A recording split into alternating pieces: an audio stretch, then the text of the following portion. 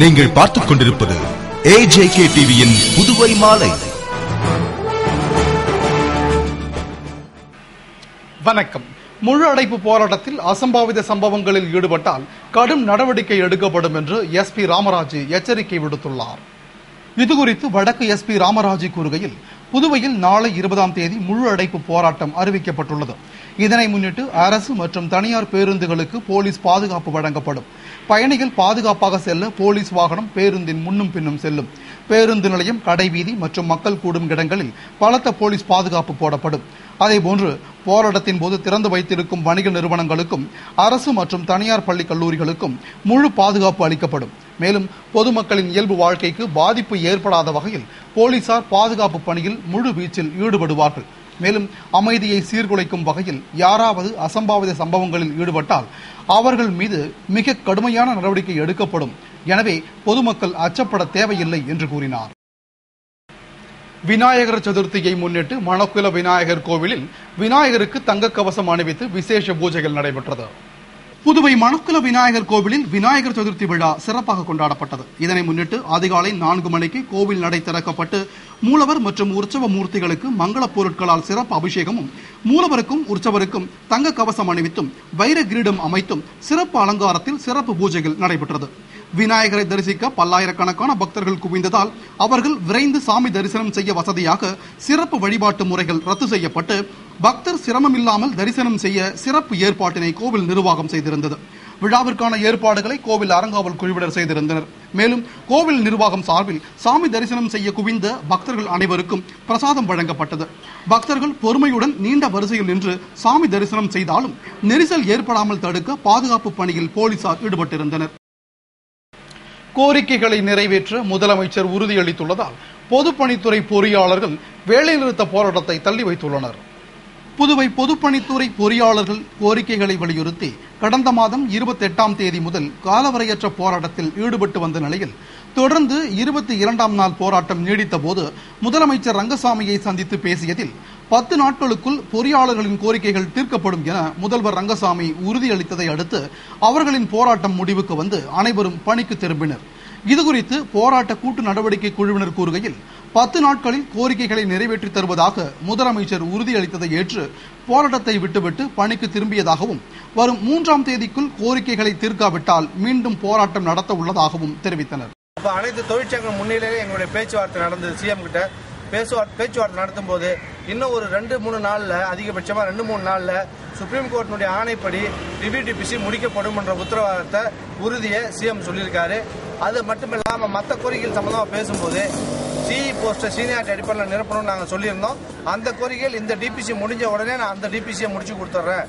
அதே மாதிரி EA to CE போஸ்ட்டை ஒரு 2 நாளில் நான் அந்த போஸ்ட்டை அவங்களுக்கு டிரான்ஸ்ஃபர் பண்ணி ஃபுல்லாக பண்ணி கொடுத்துட்றேன். ஏஐ மெக்கானிக்கல் போஸ்ட்டுக்கு ஒரு RR அமெண்ட்மெண்ட் பண்ணணும்னு சொன்னோம். அதை உடனடியாக நான் ரெடி பண்ணி அனுப்பி டிபிஎன்ஆர் கன்கரன்ஸ்லாம் வாங்கி நான் உடனடியாக அமெண்ட்மெண்ட் ஏற்பாடு பண்ணுறேன்னு சொல்லியிருக்காரு. அதே மாதிரி நம்ம டிமெண்ட் ஜேஇ போஸ்ட்டை ஃபுல்லாக பண்ணணும்னு சொல்லும்போது அதுக்கு சுப்ரீம் கோர்ட்டில் ஒரு ஸ்டேட்டஸ் கோ மெயின்டைன் பண்ணணும் ஒரு ஆர்டர் வந்திருக்கிறதுனால அது 16/10 அடுத்த ஹியரிங் வரும்போது அந்த ஹியரிங்கில் கவர்மெண்ட் இம்ப்ளீட் ஆகி அந்த ஸ்டேட்டஸ் கோ மெயின்டைன் பண்ணணுன்ற அந்த ஆர்டரை வெக்கேட் பண்ணி அந்த டிபிசியை முடிச்சு கொடுக்குறேன். இது மட்டும் இல்லாத மற்ற எல்லா இஷ்யூமே நான் ஒரு 10 நாளைக்குள்ள முடிச்சு கொடுத்துறேன், அது வரைக்கும் தள்ளி வைக்கணும்னு சொன்னதுனால அனைத்து தொழிற்சங்கங்களுடைய அந்த அட்வைஸுக்கு ஏற்ப நாங்கள் எங்களுடைய போராட்டத்தை 3ஆம் தேதி வரைக்கும் தள்ளி வச்சிருக்கிறோம். உலக அளவில் நடைபெற்ற ஓவிய போட்டியில் 2ஆம் பரிசு பெற்று வெள்ளிப் பதக்கம் வென்ற மாணவி முன்னாள் நகரமன்ற துணைத் தலைவர் திரு ஜான்குமாரை நேரில் சந்தித்து வாழ்த்து பெற்றார். சுவிட்சர்லாந்து நாட்டில் 14 நாடுகளைச் சேர்ந்த ஓவியர்கள் பங்கேற்ற உலக அளவிலான ஓவிய போட்டி நடைபெற்றது. அதில் இந்தியா சார்பில் புதுவை காராமணி குப்பத்தைச் சேர்ந்த 4ஆம் வகுப்பு பயிலும் மாணவியும் ஓவியர் சக்திவேல் லட்சுமி ஆகியோரின் புதல்வியுமான உமா மகேஸ்வரி பங்கேற்று தனது திறமையை வெளிப்படுத்தி 2ஆம் பரிசு பெற்று வெள்ளிப் பதக்கத்தை வென்றார். சாதனை படைத்து புதுவை திரும்பிய மாணவி உமா மகேஸ்வரி தனது பெற்றோருடன் முன்னாள் நகரமன்ற துணைத் தலைவர் திரு ஜான்குமாரை சந்தித்து வாழ்த்து பெற்றார். மாணவிக்கு முன்னாள் நகரமன்ற துணைத் தலைவர் திரு ஜான்குமார் பொன்னாடை அணிவித்து ஊக்க பரிசினை வழங்கினார். அப்போது மாணவியின் பெற்றோர் மற்றும் முக்கிய பிரமுகர்கள் உடனிருந்தனர். காவிரி நதிநீர் ஆணைய கூட்டத்தில் பங்கேற்று நமக்குரிய பங்கை தர வலியுறுத்துவேன் என்று முதலமைச்சர் ரங்கசாமி கூறியுள்ளார். இதுகுறித்து முதலமைச்சர் ரங்கசாமி கூறுகையில், காவிரி நதிநீர் பங்கீட்டு ஆணையத்தின் கூட்டம் நீண்ட இடைவெளிக்கு பிறகு டெல்லியில் பிரதமர் மன்மோகன் சிங் தலைமையில் நடைபெற உள்ளதாகவும் 4 மாநில முதலமைச்சர்கள் மற்றும் மாநில அதிகாரிகள் மட்டுமே பங்கு கொள்ளும் இக்கூட்டத்தில் தான் பங்கேற்று காவிரியின் கடைமடை பகுதிகளான காரைக்கால் பகுதிக்கு தேவையான தண்ணீரை நமக்கு உரிய பங்கை தரும்படி வலியுறுத்த உள்ளதாகவும் கூறினார். தலைமை செயலர் சத்தியவதி, பொதுப்பணித்துறை கண்காணிப்பு பொறியாளர் சாமிநாதன் ஆகியோரும் இக்கூட்டத்தில் பங்கேற்கின்றனர். கூட்டத்திற்கு பிறகு மத்திய அமைச்சர்களை முதலமைச்சர் ரங்கசாமி சந்தித்து மாநிலத்தின் தேவைகளுக்கான கோரிக்கைகளை வலியுறுத்துவார் என எதிர்பார்க்கப்படுகிறது. விநாயகர் சதுர்த்தியை முன்னிட்டு பொதுமக்கள் தங்கள் வீடுகளில் பூஜை செய்ய விநாயகர் சிலைகளை ஆர்வமுடன் வாங்கிச் சென்றனர். விநாயகர் சதுர்த்தியை முன்னிட்டு பொதுமக்கள் களிமண் மற்றும் பல வண்ணப் பொருட்களால் உருவாக்கப்பட்ட விநாயகர் சிலைகளை வாங்கி சென்று வீடுகளில் சிறப்பு வழிபாடுகள் செய்வது வழக்கம். அதேபோன்று இந்த ஆண்டும் விழாவினை கொண்டாடி மகிழ கொசக்கடை வீதி, சாரம், நெல்லித்தோப்பு, வில்லியனூர் உள்ளிட்ட கடை வீதிகளில் விற்பனை செய்யப்பட்ட விநாயகர் சிலைகளை வீடுகளில் இருந்து மனைப்பலகை கொண்டு வந்து பயபக்தியுடன் ஆர்வமுடன் வாங்கிச் சென்றனர். மேலும் விநாயகருக்கு குடை, பூஜை பொருட்கள், பூக்கள், மாலை, பழம் என பல மங்கள பொருட்கள் வாங்க கடை வீதிக்கு திரண்டதால் கடை வீதிகளில் நெரிசல் ஏற்பட்டது. டீசல் விலை உயர்விற்கு எதிர்ப்பு தெரிவித்து நள்ளிரவு முதல் ஒரு நாள் அடையாள வேலை நிறுத்தத்தில் லாரிகள் ஈடுபடுவதால் நாடு முழுவதும் 75 லட்சம் லாரிகள் ஓடாது. இது தொடர்பாக லாரி உரிமையாளர்கள் சங்கம் வெளியிட்டுள்ள செய்திக்குறிப்பில், ஏற்கனவே சுங்க கட்டணம், டயர், உதிரி பாகங்கள் போன்றவற்றின் விலை உயர்வால் லாரி போக்குவரத்து நடத்த சிரமப்பட்டு வந்த நிலையில் மேலும் கஷ்டத்தை கொடுப்பதை போன்று டீசல் விலையை உயர்த்தியுள்ளதால் டீசல் விலை உயர்வை திரும்பப் பெற வலியுறுத்தி ஒரு நாள் அடையாள வேலை நிறுத்தம் செய்ய முடிவு செய்துள்ளதாகவும், எனவே நள்ளிரவு முதல் நாடு முழுவதும் 75 லட்சம் லாரிகள் ஓடாது. மேலும் விலை உயர்வை ரத்து செய்ய அரசுக்கு 30 நாள் அவகாசம் தருவதாகவும், விலை உயர்வை திரும்பப் பெறாவிட்டால் காலவரையற்ற வேலை நிறுத்தம் செய்ய போவதாகவும் குறிப்பிடப்பட்டுள்ளது. கோரிக்கைகளை வலியுறுத்தி BSNL ஊழியர்கள் தலைமை அலுவலகம் முன்பு ஆர்ப்பாட்டத்தில் ஈடுபட்டனர். புதுவை BSNL ஊழியர்கள் BSNLக்கு வரும் 30ஆம் தேதிக்குள் விருப்பம் கொடுக்காத ITS அதிகாரிகளை வெளியேற்ற வேண்டும் என்ற நீதிமன்ற உத்தரவை அமல்படுத்த வேண்டும் என்பன உள்ளிட்ட பல்வேறு கோரிக்கைகளை வலியுறுத்தி மாவட்ட தலைவர்கள் மதுசூதனன், சங்கரன், மகேஸ்வரன் ஆகியோர் தலைமையில் தலைமை அலுவலகம் முன்பு ஆர்ப்பாட்டத்தில் ஈடுபட்டனர். ஆர்ப்பாட்டத்தில் மாநில உதவி செயலாளர் அசோக் ராஜன், மாவட்ட செயலாளர்கள் சண்முக சுந்தரம், சுப்பிரமணியன், நாராயணசாமி, உதவி செயலாளர் ராமகிருஷ்ணன் ஆகியோர் விளக்க உரையாற்றிட திரளான ஊழியர்கள் பங்கேற்று கோரிக்கைகளை வலியுறுத்தி ஆர்ப்பாட்டம் செய்தனர். நிறைவில் மாவட்ட செயலாளர் ஆரோக்கியராஜ் நன்றி கூறினார். புதுவை அகில இந்திய சமாதான ஒருமைப்பாடு மற்றும் சர்வதேச மாநாட்டிற்கான வரவேற்பு அமைப்பு குழு கூட்டம் சட்டமன்ற உறுப்பினர் லட்சுமி நாராயணன் தலைமையில் நடைபெற்றது. புதுவை அகில இந்திய சமாதான ஒருமைப்பாடு மற்றும் சர்வதேச மாநாட்டிற்கான வரவேற்பு மற்றும் அமைப்பு குழு கூட்டம் மாநில தலைவரும் வரவேற்பு குழுவின் தலைவருமான சட்டமன்ற உறுப்பினர் லட்சுமி நாராயணன் தலைமையில் நடைபெற்றது. கூட்டத்தில் அக்டோபர் 5, 6 மற்றும் 7 ஆகிய தேதிகளில் நடைபெறும் சமாதான ஒருமைப்பாடு, அகில இந்திய மாநாடு மற்றும் சர்வதேச மாநாட்டை சிறப்புடன் நடத்துவது, மாநாட்டில் கலந்து கொள்ள 28 நாடுகளுக்கும் இந்திய பிரதிநிதிகளுக்கும் அழைப்பு விடுக்கப்பட்டுள்ளதால் அவர்கள் தங்கவும் உணவு மற்றும் அனைத்து வசதிகளையும் ஏற்பாடு செய்வது குறித்து ஆலோசிக்கப்பட்டது. கூட்டத்தில் துணைத் தலைவர் பாலன், ஆலோசனை குழு உறுப்பினர்கள் முன்னாள் நாடாளுமன்ற உறுப்பினர் திருநாவுக்கரசு, மூத்த பத்திரிகையாளர் தணிகை தம்பி, சமூக நல வாரிய தலைவி ரேவதி பர்குணன் உள்ளிட்ட நிர்வாகிகள் கலந்து கொண்டனர். புதுவை மேட்டுப்பாளையத்தில் கணவன் மனைவியை எரித்து கொலை செய்யப்பட்ட சம்பவம் பெரும் பரபரப்பை ஏற்படுத்தியுள்ளது.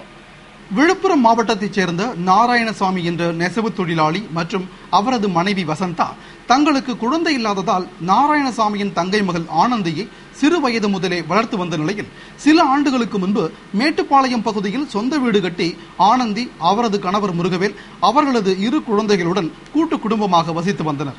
இந்நிலையில் நாராயணசாமி வீட்டை விற்றுவிட்டு தனது சொந்த ஊருக்கு செல்ல விரும்பினார். இதில் விருப்பமில்லாத ஆனந்தி வீடு கேட்டு தகராறு செய்தார். இது தொடர்பாக இருமுறை மேட்டுப்பாளையம் காவல் நிலையத்தில் 2 தரப்பினரும் புகார் செய்துள்ளனர். இதனிடையே அப்பகுதி மக்கள் வீட்டை 12 லட்சம் ரூபாய்க்கு விலை பேசி ஆனந்திக்கு கிரயம் செய்து கொடுக்குமாறு கேட்டுக்கொண்டனர். இதையடுத்து 2 லட்சம் அட்வான்ஸ் பெற்றுக்கொண்டு கிரயம் செய்ய நாராயணசாமி சம்மதம் தெரிவித்தார். வரும் 26ஆம் தேதி பத்திரம் எழுதுவதாக இருந்த நிலையில் திடீரென பூட்டப்பட்ட வீட்டில் நாராயணசாமி, வசந்தா தம்பதியினர் தீயில் கருகி இறந்து கிடந்தார்கள். இதுகுறித்து தெற்கு SP பைரவசாமி தலைமையிலான போலீசார் நடத்திய விசாரணையில் ஆனந்தி தம்பதியரை மண்ணெண்ணெய் ஊற்றி கொலை செய்தது தெரிய வந்தது.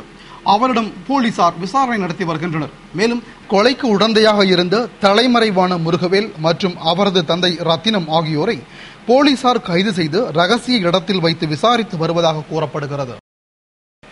புதுவை பாகூர் பாரதி அரசு மேல்நிலைப் பள்ளியில் அறிவியல் கண்காட்சி நடத்தப்பட்டு பரிசளிப்பு விழாவில் சிறந்த படைப்புகளுக்கு பரிசுகள் வழங்கப்பட்டது.